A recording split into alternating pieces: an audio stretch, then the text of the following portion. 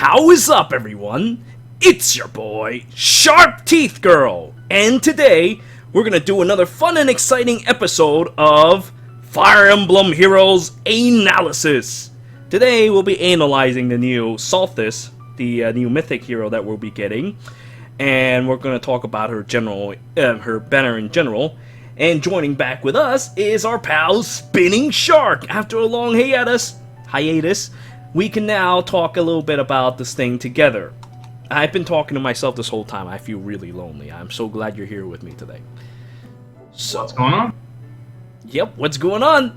Let's talk about this dragon that is not a dragon. Let's talk about her weapon. So, she comes with this Sublime Surge thing, which, hey, neutralize effectiveness against dragon, and on top of this comes with DC. So DC weapons itself has already been kind of power crept thanks to new effects that are gradually being slapped onto them. So I'm hoping that like Ike or like Ryoma would finally get a second effect through skill refinery. Although it is a little unfortunate that the Fire Emblem, the original the original Generation 1 units are kind of like they need, like, as you say before to me, 30 more stats to make up for it. Although a second effect, if it's broken enough, might be good enough. But unfortunately, this weapon in itself made me kind of sad for our pal Garen, because I actually kind of like Garen. I don't know if you like Garen, Berk, but Garen is cool. Now he's unfortunately been power crept. His cool ability that was to be for himself is now shared between him and Dragon Lolly. What are your thoughts on that? Do you like Garen? He's okay, but I feel for him. I feel that he got swept under the rug, just like all the other old units. And he's not even that old, but he's getting swept under just like they are. It is sad and kind of like, press F.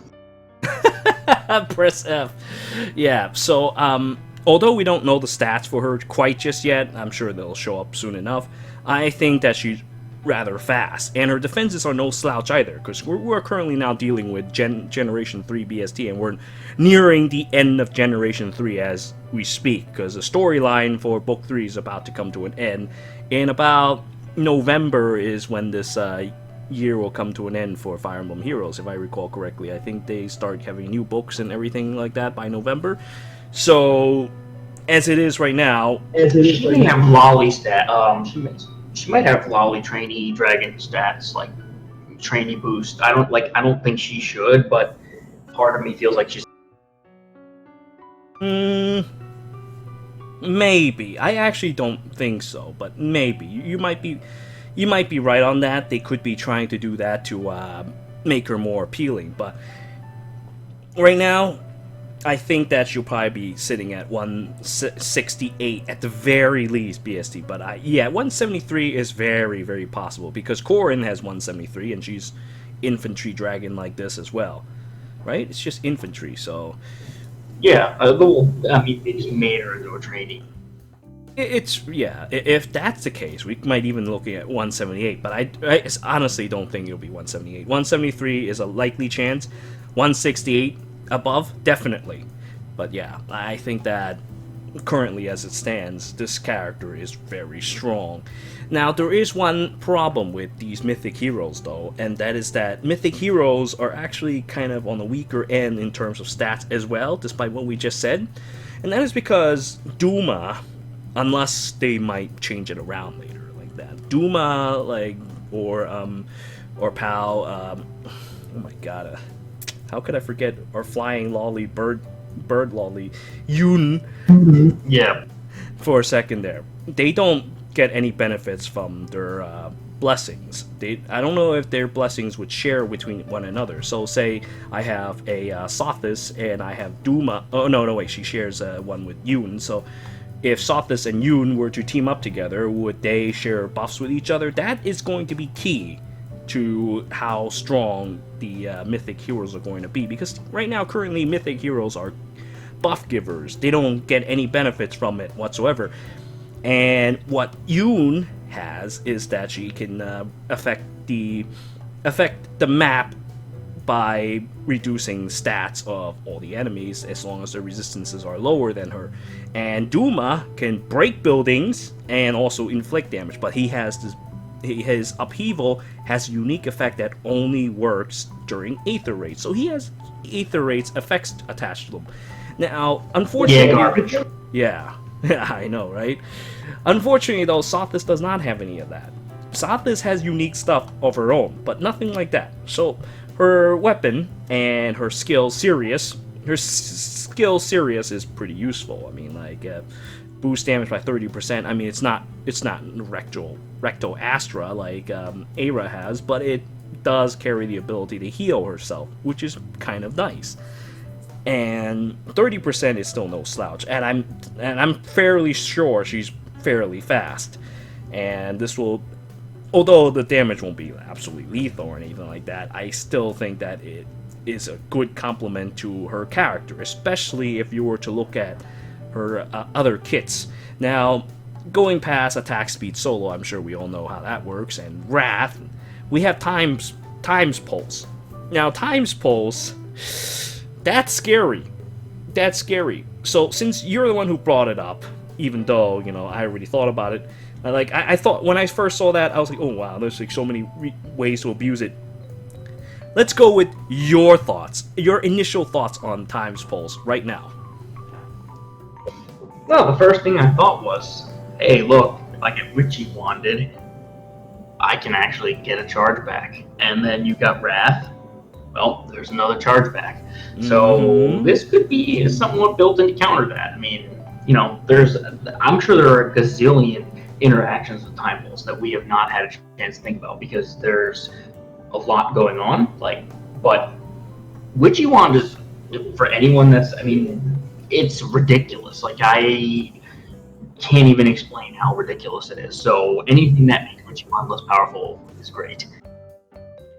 Yeah, so Times Pulse, that was the first thing I thought about when I saw Times Pulse, because the fact that there's a lot of skills that tries to stop you from using a skill, like Guard, which has been around for the longest time, Special Fighter, and then Witchy Wand. This counters it quite handily. Now you will get your skill out in the open, but it does come with it does have a condition, and that you have to actually have your special cooldown at its maximum value. So what this tells me is that since Wrath comes along with their kit, Times Pulse is calculated first, and then Wrath is calculated. So that being said, it has a higher priority to Wrath, so you can combo it with all sorts of different things that eventually you will get, say, for example, like if we were in the near future, get something like, hold on, what was it called again? Special Spiral, it could be like that.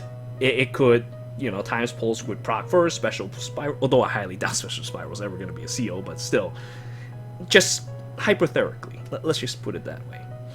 And it could add up to some serious numbers. I mean, okay, even if you don't use Wrath, you could end up with that as well, so that's pretty scary. And the worst part about this all is that this is inheritable! Times Pulse 3! What the hell is that? I mean, I don't think it's going to pass on to different characters anytime soon, because controlling time is a thing that Sothis carries with her character. It was something that comes with her. So it's not likely we'll be seeing this skill on other people, but the funny thing is that it's inheritable. That's disgusting. I would not expect that. I would think that that's her own unique identity. So the fact that this thing is inheritable makes her a very strong father. This is a very, very powerful skill. Imagine on a character with Slaying Edge, or imagine like characters such as Ares who could use such a thing. Oh my god, dude, that's disgusting. He would blow his load so hard, it's disgusting. It makes me sick, and you can't stop him because Witchy Wand cannot stop this crap. The only thing that might would be Pulse Smoke, which reduces your skill, with special cooldown after a battle. But besides that, Time's Pulse, since Time's Pulse starts at the beginning of a turn, your opponent can't do anything to counter that. It only works on your opponent's turn. So this thing is disgusting. I'm very impressed with Time's Pulse, and that unfortunately is going to be what kind of overshadows Sothis as a character. Sothis is a strong character, but Time's Pulse, in my opinion, might just make her her like less like a secondary thing. Like you would. No, you're right. You're 100% on with this because, and I'll get back to Time Pulse in a second. This reminds me of Lewin, or if that's how you pronounce it, where like he still is now an unbelievable mage with his stats and his kit. I mean, Forseti is a ridiculous tome, but when I think of Lewin, I don't think of an amazing mage. I think of special spiral fodder. And like, I guarantee you, this is an amazing character. Like, I guarantee you, this is gonna be a great character. But in like 8 months, I'm gonna be like, oh yeah, that's Time Pulse fodder.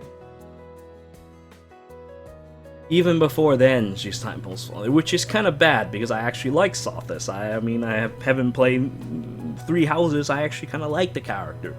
She's interesting. Her attitude is great. You really should start playing 3 houses as soon as you can. Soon. Soon. Getting back to Time Pulse, I do think we need to confirm the order of priorities on pulses, because if it turns out that Time Pulse's priority is in fact at the bottom, then like, you know, it shouldn't be, because why would they put it with Wrath? Like, it would just be like, they did not display this unit well. But like, if it does, you already mentioned a bunch of them. You've got Quicken Pulse Seal, you've got Hector's Ostia Pulse. There are so many ways, stacking Infantry Pulse. You can just abuse this. It's just another tool in this like pulse category to just stack things and do ridiculous things. And Time Pulse happens to be, unlike many of the other skills like the Ostia Pulse or Quicken Pulse, it happens every turn. So it has longevity in battles, unlike some of the other setups where you try and get like a blazing thing charged and do it once, or like the Lilina builds where you like get one crazy 70 attack glimmer in. This is going to happen much more frequently with that start of turn. Yeah, so I think that it does probably have a limitation to infantry characters. But you know what? It doesn't matter. Infantry is now buffed to all hell. As we said earlier, like 168, 173 BST, they are very strong in the BST formation now. They are very, very strong. They're just right below armors now, whereas before armor is like much higher than them, like 10 BST apart. Now they're like 5 or so at least. I haven't seen any armor that's above 180, right? There isn't anything that's above 180 yet, right? Yeah, I don't think so. There's all those like lolly dragon armors that are like 180. Yeah, so infantry's in a good spot right now, and the fact that she is a dragon that isn't a dragon, and the idea that she also has infantry as her status means that she has no weaknesses. It's scary. Unless Poison Dagger were to get a buff, infantry is at a very good spot. And now she doesn't get affected by dragon, whereas, you know, those lolly dragons that you mentioned earlier, oh hey, and like Alm or like some dude with an armor smasher would completely obliterate them. She does not have these weaknesses, and her defenses does not seem to be that bad either. In fact, with this much BST, you can guarantee anything to have good defenses, or at least serviceable defenses, even with like powerful speed or powerful attack, just because there's just so much stats running around. And stats as it is, you've seen stats how they're like 40, right, or something like that, but they don't go to like 50 or something ridiculous. They still have to keep some kind of standard. So with that, you have a whole bunch of free stats just kind of rolling around. So you're looking at a good, strong all-rounder in the form of Sothis. It's just a little unfortunate that she looks to me like delicious Time's Pulse fodder, but you know, that's how it is. It's a little sad, but as a unit herself though, she is extremely scary. I don't even know if I'm going to be using Sirius on her. I might use something that like has 3 charges or more because depending on how we can abuse her, because if we have special spiral on top of that, yeah, that's really scary. That's gonna be really, really scary. And if you use a slaying weapon, you can hit like 4 or 5 charges every turn, as long as you make sure that you blow your load cleanly, that you don't do another attack afterwards, and that your special cooldown count is at its maximum value at the beginning of a turn. You can constantly spam ridiculously powerful skills, and there's no one that can really stop you, because like we just mentioned earlier, Witchy Wand does not work against that, because you gain the skill just like that outside of battle. It's disgusting, and it's gonna be what likely defines skill recharge characters in the future. I think this, or maybe they might introduce some new mechanics that are really powerful, but right now this is what is definitive for me at the moment. Something that does not require you to enter battle into charging is disgusting, absolutely deplorable. Heavy blade and flashing blade be damned. This is what's right in this world. No steady breath can handle that. Yeah, no steady breath can handle something like this. This is the definitive power. Of course, I mean, she does have her A slot open though, because she doesn't need DC. So she could also give herself steady breath or something like that. If she has steady breath and she finds some way to charge 3 skill charges in the beginning of a turn, she can just give people Aether every turn. That's disgusting, dude. Like I said, Sirius I don't even think is like the best skill for her. She can do so much worse. So much worse. Yeah, agreed.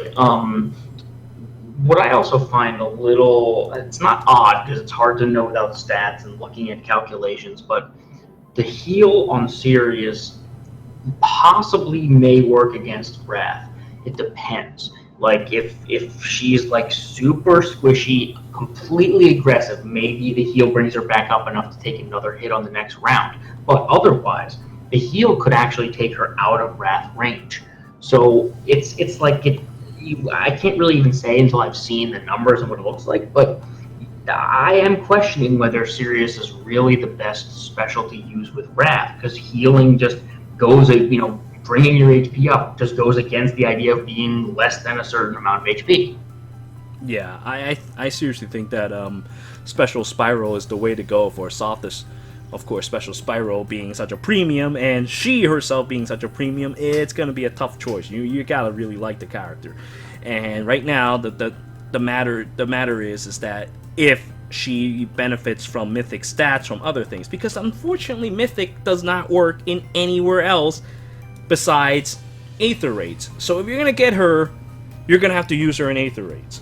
It's a little unfortunate. I wish that, she might get like some reduced amount outside of Aether Raids in some other game mode, because Legendary right now you can use it in every other place, but this, she does not give bonuses outside of Aether Raids. It really boggles me. I don't like that. I like when I get a character that I really want to invest on, I want to make sure to use them everywhere, besides this one shitty game mode that I don't even play all that seriously. Once I got to tier 21, I don't even care. I just like make sure that I stay in tier 21. I just like win 1 or 2 maps, and then I just sit on my ass because nobody really has a chance against my defense. Well, okay, I'm not like that. They actually do beat my defenses, but they don't beat it that often.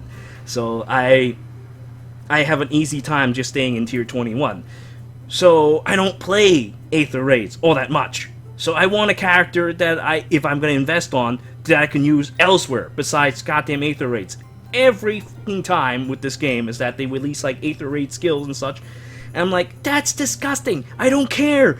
They may give them like 10 to all stats. I don't care. I want to use this somewhere else. It lowers its value to me. It's like, oh yeah, this new character has this B skill. Oh, you can step and get on traps and break them without them ending your turn. Oh, that's great. Oh, yeah, you disable traps. That's great. I don't care. I want to use this elsewhere too. This game is not just Fire Emblem Aether Raids, the game. It has other game modes. I want to use them in other game modes, especially in the future. If you're gonna be like, there's much better like game mode in the future, I want this to be future proof. I want to at least be able to use this character elsewhere in a way that their special benefits carries along with them. That's why I still think that Legendary Heroes in its way are still kind of more superior than Mythic Heroes. But that's just a rant on its own.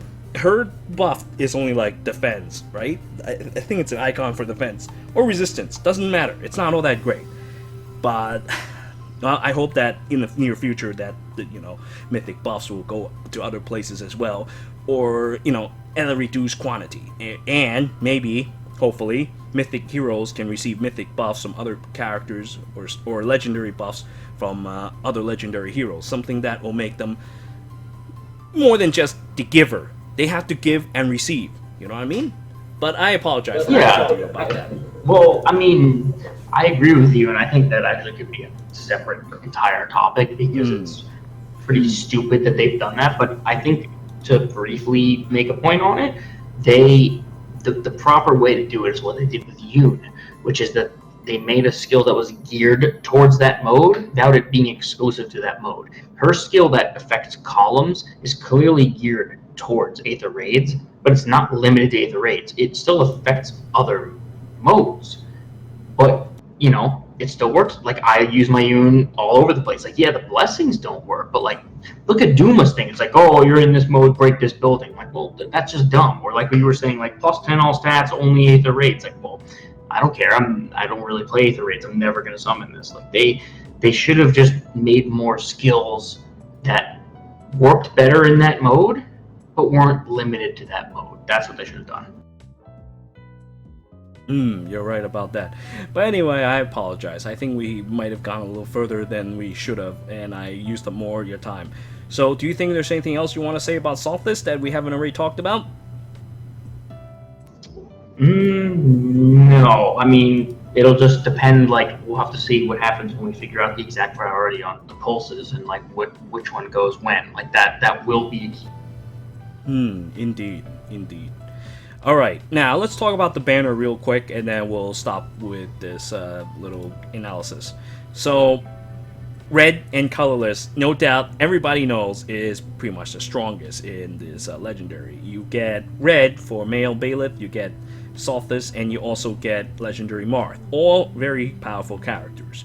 And then blue, you get Fjorm, which is still cool, and I still think that Fjorm is one of the stronger units in the game. And then there's Azura, legendary Azura, of course, really, really powerful. You want to have her all the time, doesn't matter which game mode you have. That 3 movement is out of control. And you have like Ryoma. What do you think about Ryoma's, that Bath Ryoma? I don't even think he's all that great, right? He's kind of just wasteful. Nah, yeah. I mean, I would want to inherit the weapon just for like, meme purposes. I'm holding. And then green is actually pretty good, to be honest with you. Even though you have your concerns about legendary Hector, he's still, in my opinion, still a very good character. Despite the fact that he's been crapped quite a few times, I still think that legendary Hector is pretty nice. And I mean, like, that Ostian pose. Hey, guess what? That'll work with our pal with the times pulse as well. Ho ho ho! I still think the Ostian pulse is a very good skill, and working with every other class is still very nice. And of course, you also have to put up with legendary Lyn, and we all know the pains of legendary Lyn, right? The chance of even getting her on that 8% is terrible. But Grail and his Fury 4 is definitely something worth looking into. I mean, Fury 4, even just Fury 3, honestly, is basically like half of a what am I trying to say here? Bonus doubler. When you think about it like that, it's like a bonus doubler that you don't even need bonuses for. If you were to have your mindset set on that, the value of Fury goes up quite a bit. I still think that Fury is a very strong thing to have, and the fact that you take damage afterwards is whatever. Then, of course, colorless, you have legendary which I'm sure you all know how strong it is. Ear is always going to be important for Aether Raids, or the fact that her B skill is so goddamn powerful. And then you have Kangaskhan Khan. I think Kangas is the best tank in the whole game. I don't know. I don't know if he's like that in Atelius games, but he's so goddamn strong. If I can get him, I think I'll be pretty pleased too. He's very strong. Yeah, even at 0, he is extremely powerful. So this banner is extremely powerful. I think I'll be summoning quite a bit on it. I'm glad that I haven't been summoning in a while. I have saved up quite a bit of strength, so I'm gonna be likely summoning on it. So how much have you been saving since the last time we spoke? Not much, because to be honest, I'm trying to plus 10 my Yoon, and she's now plus 6. You plus 6'er? Oh, snap! Yep, all free to play, obviously. I still haven't spent a penny. But, you know, her last banner that came up a little bit ago, I got a bunch. So I'm hoping to finish her off next time, or if it comes up too soon, a couple times after. But yeah, she's plus 6 now. I still don't have the plus res IV, but I got a plus attack, so she's pretty good. I've got like 150 orbs, which is really nothing. But, you know, that banner wasn't that far away. So yeah. Yeah. You know, this goes back to the whole thing that we just talked about, Sothis. So Sothis, I'm still trying to decide whether I want to build her up like you would with Yoon. But that times pulse is just saying, oh, please sacrifice me. Please put me inside of someone else. It's just... You can't do it, because that's Nephany for me. Nephany is someone I would have plus 10'd a long time ago, but I killed at least. I know! It's a crime! Nephany is cool too! It's a crime! How could they do this? I hate this system! Why must we summon just so we can feed them to other people? They don't do this with... Okay, I guess they do this with some other games, but... Please! I don't want to feed her to other people. Sacrificing all those cool Nephanies was bad enough. And then there was a Celica for distant defense before that I sacrificed. Now I kind of regret. So there's a lot of regret going on when it comes to skill inheritance. I really wish I didn't have to sacrifice like that, because I don't know. I actually kind of like Sothis. Having played 3 houses, I really like Sothis. This is bothering me so much. I can't make a decision. What am I gonna do when I summon her? Do I use her or do I sacrifice her? I don't know. By the way, male Byleth is not all that great. I don't know if I'm gonna actually use him. He's distant counter fodder. He's easy to sacrifice. Female Byleth is a little faster. 2 speed versus 2 extra attack from male Byleth. But 2 attack, in my opinion, even though 2 attack is worthwhile, I don't know. I feel like the 2 speed could make a bigger difference in the meta game. If you're gonna be fast, you want to make sure that you're as fast as can be. That's what I think when it comes to speed, anyway.